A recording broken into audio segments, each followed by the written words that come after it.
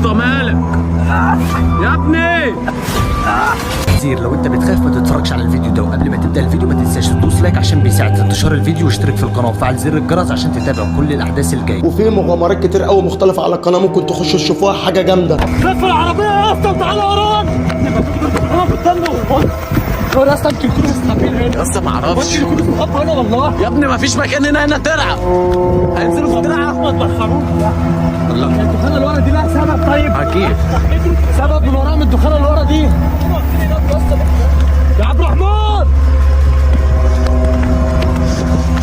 يا اسطى عبد الله يخش هنا. بقالها يومين مش ظاهره، هوبا مره واحده تقوم جايه ظاهره وتيجي في مكان زي ده، فمعنى كده اصلا ان البنت دي مش تمام والله. عرفت منين انتوا موجودين هنا اصلا؟ يا اسطى مفيش ولعه يا اسطى دي حاجه بس